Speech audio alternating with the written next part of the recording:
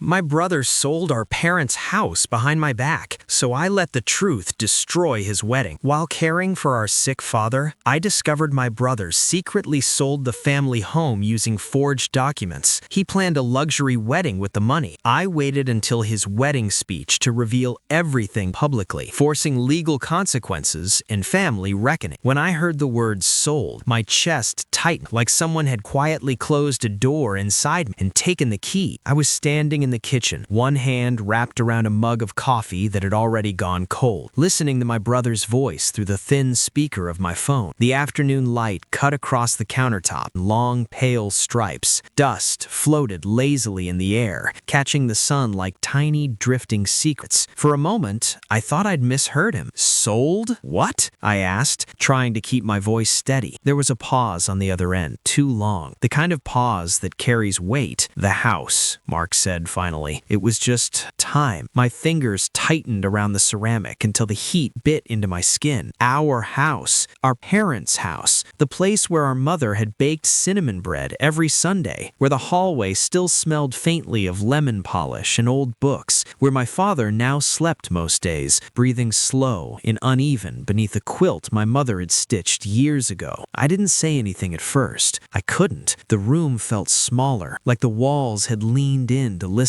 You sold it? I whispered. Look, I'll explain later, he said quickly. I've got a meeting. Don't make this into something it isn't. The line went dead. I stood there for a long time, staring at the blank screen, my reflection faintly warped in the dark glass. My heart beat too fast, then too slow, like it couldn't decide what to feel first. Disbelief? Anger? Or something closer to grief? That moment was the crack in everything. I just didn't know it yet. Before all of this, life was quieter, smaller. My world had narrowed to routines and responsibilities, to the soft rhythms of caregiving and memory. I had moved back into my childhood home a year earlier, after Dad's health began slipping faster than any of us expected. Parkinson's had crept into his body like a slow thief. First his hands, then his balance, then his voice. Some days he was still sharp, telling me stories about his days at the factory, his eyes bright with stubborn humor. Other days he stared out the living room window for hours, as if waiting for someone who wasn't coming. I learned the language of small things, the way he preferred his tea slightly sweetened, the exact angle of the pillow that eased the tremor in his neck, the creak in the third stair that always warned me he was trying to stand up on his own again. At night, the house settled around us with its familiar groans and sighs, like an old animal curling into sleep. Mark lived across town. He visited when he could, or when it suited him. He always smelled faintly of cologne and city air, his shoes too clean for the dust on our porch. He'd bring pastries or flowers for Dad, talk loudly about work, about investments and big plans. Then he'd leave before sunset, apologizing with a distracted smile. I'll come by more, he'd promise, already checking his phone. I didn't resent him at first. People carry life differently. I had chosen to stay. He had chosen to build something else. We had always been like that. Me, steady and rooted. Him, restless and ambitious. Still, something shifted when he got engaged. Emily was kind enough, polite in that careful way people are when stepping into someone else's history. She had bright eyes and a laugh that came easily, but their wedding plans escalated quickly. Designer venues, destination tastings, whispered phone calls Mark would take in the hallway, lowering his voice when I entered the room. You're really going all out, I teased once, watching him scroll through photos of elaborate floral arches on his phone. He smiled, but it didn't reach his eyes. It's a once-in-a-lifetime thing. I noticed he began asking more questions about the house. Did Dad ever update the deed? Where do you keep the property paperwork? Do you know how much places around here are selling for? At first, I brushed it off. Practical curiosity, idle conversation, but a quiet unease started threading itself through my days. One evening, as I helped Dad into bed, he gripped my wrist suddenly, his fingers trembling. Your brother came by earlier, I said gently. I know, he brought you those lemon cookies. Dad Dad shook his head slowly. He was in the study, looking through drawers. My stomach tightened. Maybe he was looking for paperwork? Dad's eyes flickered with confusion and something like worry. That night, long after the house had gone silent, I stood in the doorway of the study. The desk drawer was slightly ajar. A thin layer of dust had been disturbed, fingerprints faintly visible in the lamplight. I slid it open and saw the folder where Mom used to keep important documents, thinner than it should have been. I told myself it was nothing, but the word sold kept echoing in my head long before Mark ever said it out loud, and something inside me began to quietly prepare for a truth I wasn't ready to face. The next few days passed in a strange fog, like walking through a room filled with smoke. Shapes familiar but distorted. Sounds muffled. My own thoughts echoing too loudly inside my head. I tried calling Mark again that evening. It went straight to voicemail. "Mark, it's me," I said after the beep, my voice softer than I felt. "We need to talk about what you said. Please call me back." He didn't. The house felt heavier without answers. Every creak of the floorboards sounded like a question. Every closed door felt like something withheld. On Wednesday morning, while Dad napped in his recliner, his chest rising and falling in a shallow rhythm, I decided to search the study properly. Sunlight filtered through the dusty blinds, laying thin bars of gold across the old wooden desk. I opened every drawer carefully, as if the furniture itself might object. The main folder was still there. Insurance papers, old tax statements, Mom's neat handwriting labeling each section. But the deed was gone. The original copy, the one Dad had always insisted on keeping in the house instead of a bank box, had vanished. A hollow opened in my chest. I sat down slowly in Dad's chair, the leather cold against my palms, and tried to reason with myself. Maybe Mark had taken it to make copies. Maybe Dad had misplaced it during one of his confused days. Parkinson's did strange things to memory sometimes. Still, my hands shook as I pulled open my laptop. The county property records website took longer than usual to load. The spinning circle on the screen felt like a countdown. I typed in our address, the same address I'd written on school forms and job applications my entire adult life, and hit enter. The page refreshed. Owner, Silverline Development LLC. Transfer date, 3 weeks ago. Sale price, a number so high it made my breath catch. For a moment, the room tilted. I gripped the edge of the desk to steady myself, the wood rough beneath my fingertips. My ears rang, a soft, high-pitched hum that drowned out everything else. 3 weeks. 3 weeks ago, Dad had barely been able to hold a spoon. 3 weeks ago, Mark had been bringing glossy wedding brochures to the house, spreading them across the dining table like playing cards. I refreshed the page, as if the truth might change if I asked it twice. It didn't. My first instinct was denial, a mistake in the system, a clerical error, someone else's address accidentally linked to ours. I called the county office, my voice tight and polite, asking for confirmation. The woman on the other end typed quietly. Yes, the property was transferred. Documents were notarized and filed properly. Who signed? I asked. There was a pause. Your father and your brother. My mouth went dry. That's impossible. My father can barely write his own name. I'm sorry, she said gently, but the signatures are on record. I thanked her automatically and hung up. My hands rested uselessly in my lap. The house felt suddenly unfamiliar, like a place already half lost. When Mark finally answered my call that night, his voice was guarded. You checked the records, he said before I could speak. You forged my dad's signature, I whispered. He exhaled sharply. Don't make it sound like that. What would you call it? My voice cracked despite my effort to stay calm. He didn't consent. He can't consent. I had power of attorney. You know that. You had limited medical power, not financial. I shot back. You know exactly what you did. Silence stretched between us, thick and suffocating. I needed the money, he said fine, quieter. This wedding isn't cheap. Emily has expectations. Her family has expectations. I'm trying to build something here. You sold our parents' home. You sold Dad's memories, Mom's garden, everything. He won't even remember it soon, Mark said, the words landing like a slap. I closed my eyes. I could see Mom's hands in the dirt, her laughter when the tomatoes grew crooked, Dad sanding the porch rail every spring like it was a sacred ritual. You didn't tell me, I said. You didn't tell him. I handled it. The The buyer won't take possession for a few months. Plenty of time to figure out next steps. Next steps? My voice rose despite myself. Where is Dad supposed to live? Where am I supposed to live? You can find an apartment, he dismissively said. Dad could move into assisted living eventually. This is practical. Practical. I hung up before I said something I couldn't take back. That night, I sat beside Dad's bed and watched him sleep, his face slack and peaceful in the dim light. The faint smell of antiseptic and old paper filled the room. I felt a grief that had nowhere to go. Grief for a home that was already gone, for a brother I suddenly didn't recognize, for the fragile trust that had quietly collapsed. I didn't tell Dad, not yet. His mind was too fragile, his heart too tired. But inside me, something hardened. If Mark wanted to build his perfect future on a lie, he was going to have to stand in the light eventually, and I would make sure of it. The days that followed felt like living with a storm sealed inside my chest. Quiet on the surface, violent underneath. I moved through my routines with practiced calm. I made Dad his oatmeal in the mornings, stirring in honey until it melted into soft amber ribbons. I helped him dress, buttoning his shirt slowly so he wouldn't feel rushed or embarrassed by his shaking hands. I opened the windows in the afternoon to let the stale winter air drift out and the scent of damp earth drift in. But every small action carried a sharp edge now. This house wasn't just shelter anymore. It was borrowed time. At night, after Dad fell asleep to the low murmur of the television, I sat at the kitchen table with my laptop open and a yellow legal pad beside me. I began to piece together what Mark had done. The power of attorney document was in the file cabinet, exactly where Mom had always kept it. I reread it carefully, line by line. It granted Mark authority to make medical decisions if Dad became incapacitated. It said nothing about selling property, nothing about financial control. I photographed the document. Then I photographed the empty deed folder, the disturbed dust in the study drawer, the printed property transfer record from the county website. I backed everything up to a cloud drive and a flash drive I hid inside an old recipe box. I didn't feel clever. I felt tired and sad and strangely steady. A quiet resolve settled over me like the first layer of snow, thin, deliberate, covering something broken underneath. I called a legal aid clinic the following week, pretending calm while my pulse hammered in my ears. The attorney I spoke to was patient, her voice measured and kind. What your brother did may constitute fraud and elder abuse, she said carefully. Forged signatures, misuse of power of attorney, these are serious. My stomach tightened. What happens now? You can file a report and request an investigation. It could reverse the sale, depending on the findings. I looked across the kitchen at Dad, who was struggling to open a jar of peanut butter, his jaw clenched in quiet frustration. I crossed the room and twisted the lid open for him. He smiled, embarrassed. Strong as ever, he joked softly. My throat burned. I don't want to destroy him, I said into the phone. He's still my brother. There was a pause on the other end. Justice doesn't always feel gentle, the attorney replied, but silence protects the wrong person. I ended the call with a stack of pamphlets and a heart heavier than before. Mark sent wedding photos in the family group chat that night. Venue tours, champagne flutes clinking beneath crystal chandeliers, Emily laughing in a mirror as a stylist adjusted her hair. Everyone responded with heart emojis and congratulations. I stared at the images until my vision blurred. That money, our home's money, glittered in every polished surface. I considered confronting him publicly then, sending screenshots, exposing him in the chat, but something stopped me. It felt too messy, too reactive, too easy for him to spin a story before the truth had solid footing. So I waited. I gathered documentation quietly. I scheduled a formal consultation with an elder law attorney using my lunch breaks while a neighbor sat with Dad. I learned about injunctions, temporary holds, and how notarized fraud cases unfolded. The legal language felt cold and clinical, but underneath pulsed something deeply human, protection. Mark called once, casually, as if nothing had changed. "Did you calm down yet?" he asked lightly. "Have you?" I replied. He sighed. "You always make things heavier than they need to be." I pictured him in his sleek apartment, wedding catalogs spread across glass countertops, sunlight pouring in through tall windows. "You're standing on something that doesn't belong to you," I said quietly. "Don't be dramatic." We hung up again with nothing resolved. The wedding date approached like a distant drumbeat. Invitations arrived in thick cream envelopes, the lettering embossed and elegant. Emily's parents hosted tastings and fittings. Mark posted countdowns on social media, and inside me, the truth grew heavier and clearer. One evening, as I tucked Dad into bed, he looked at me with sudden sharpness, a rare clarity. "This house," he said softly, "promise me it stays in the family." My breath caught. "I promise," I whispered, even though I didn't yet know how. That was the moment the plan crystallized. Mark wanted his perfect day, his spotlight, his speech filled with gratitude and pride and illusion. I would not interrupt the ceremony. I would not steal joy from Emily or her family unfairly, but I would let the truth speak where lies had been celebrated publicly, calmly, irrefutably, not as revenge, but as consequence. I contacted the attorney again and asked how to file formally. Then I waited. The wedding arrived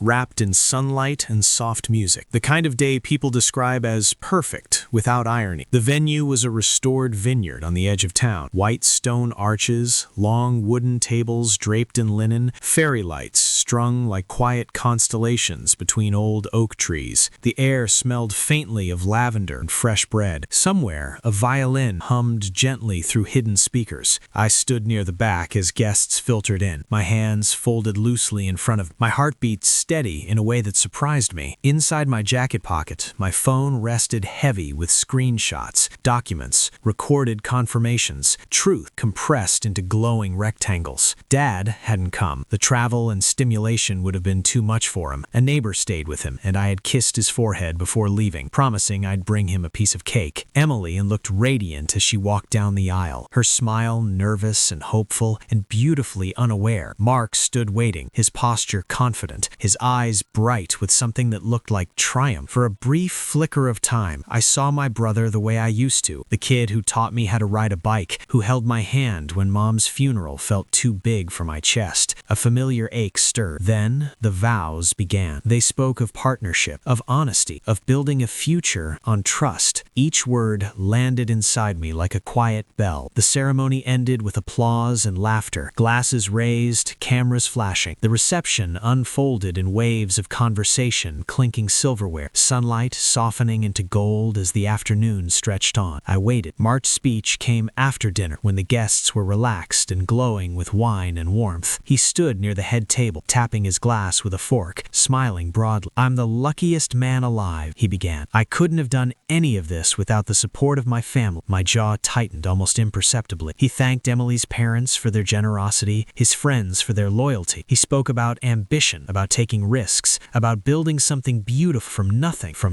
I stepped forward quietly as he paused to sip his champagne. "Mark," I said gently, my voice steady but carrying, "may I add something?" The room shifted, subtle, curious. A few heads turned. He blinked, surprised.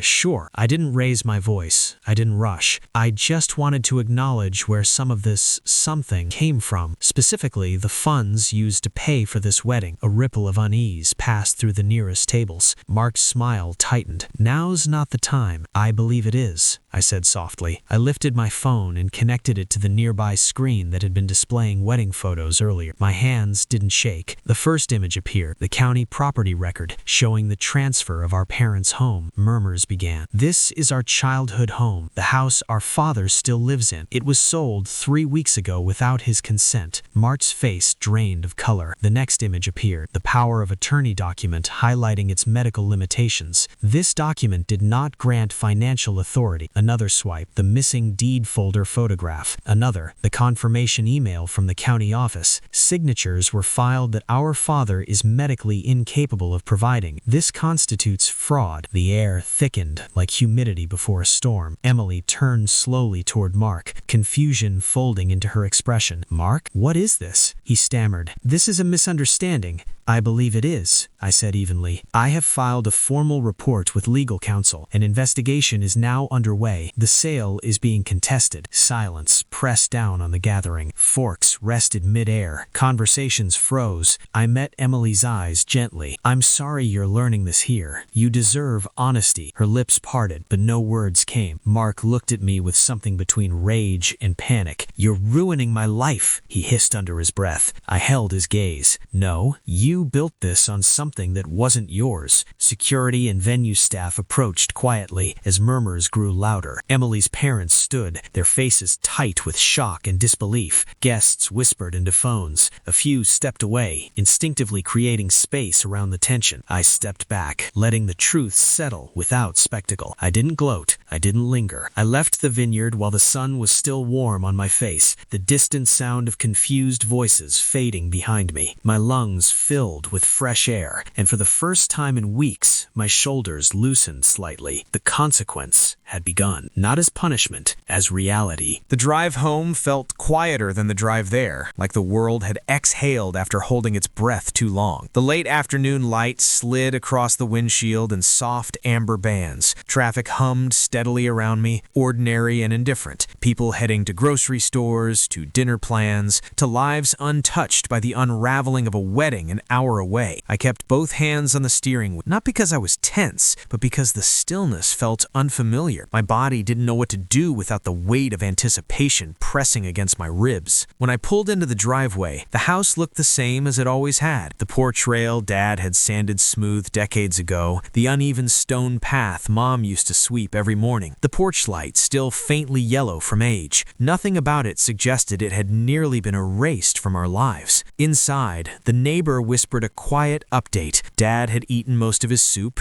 He'd asked once what day it was. He'd smiled at the birds on the feeder. I thanked her and closed the door gently behind me. Dad was dozing in his recliner, the television murmuring softly to itself. I knelt beside him and rested my hand lightly on his forearm. His skin was warm and thin, fragile in a way that made me protective and achingly grateful all at once. "Hey," I whispered. His eyes opened slowly. "You're back early. I brought you cake," I smiled, lifting the small bakery box from the counter. That earned me a quiet grin. We shared the cake in slow bites, vanilla sponge, too much frosting, crumbs gathering on the napkin between us. He told me a story he'd already told me twice that week about a fishing trip with his brother when they were teenagers. I listened like it was new, because to him, it was. Later that evening, after he'd fallen asleep again, my phone vibrated on the kitchen table. Mark's name filled the screen. I let it ring twice before answering. "What did you do?" His voice cracked. Not with anger this time, but something thinner, frayed. "I told the truth," I said quietly. "You humiliated me. You destroyed everything." I leaned against the counter, the cool surface grounding. "You sold our father's home using forged consent. That destruction started before today." There was a long silence. I could hear his breathing on the other end. Uneven, unsteady. "Emily left," he said finally. "Her parents are furious. The venue is threatening legal action. The buyers pulled out." I closed my eyes briefly. A flicker of sadness moved through me. Not satisfaction, not triumph, just grief for the version of my brother that might have existed if he'd chosen differently. "I never wanted this to end like this," I said honestly. "Then why did you do it? Because Dad deserved protection? Because silence would have made me complicit?" Another pause. "I thought I could fix it later," Mark murmured.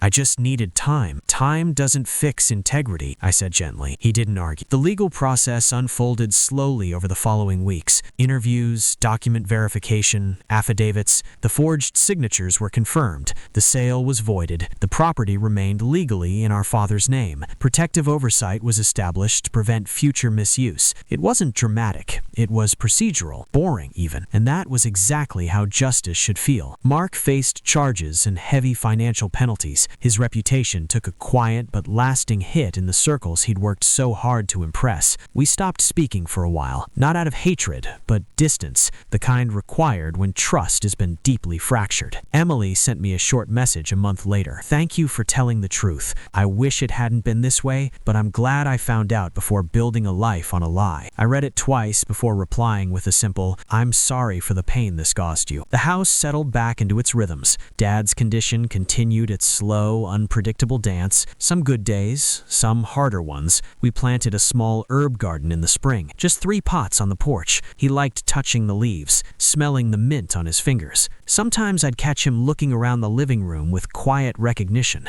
like he was reacquainting acquainting himself with an old friend. "You kept your promise," he said, squeezing my hand. I swallowed. I tried. Life didn't become perfect. It became honest, simpler, more grounded. I learned that boundaries aren't cruelty, that protecting what matters sometimes requires uncomfortable courage, that love isn't measured by how much we tolerate, but how fiercely we preserve what's right. Mark and I speak occasionally now, brief, careful conversations. He's quieter, less certain. Maybe that's not a bad thing. Growth often begins in humility. Some evenings after Dad falls asleep, I sit on the porch with a cup of tea and listen to the wind move through the trees. The house breathes around me, familiar, safe, still standing. And I ask myself a question I still don't have a perfect answer for. Would you have done what I did, spoken the truth, when silence would have been easier? If this story moved you, consider supporting the channel or sharing your thoughts in the comments. Your voice matters more than you know.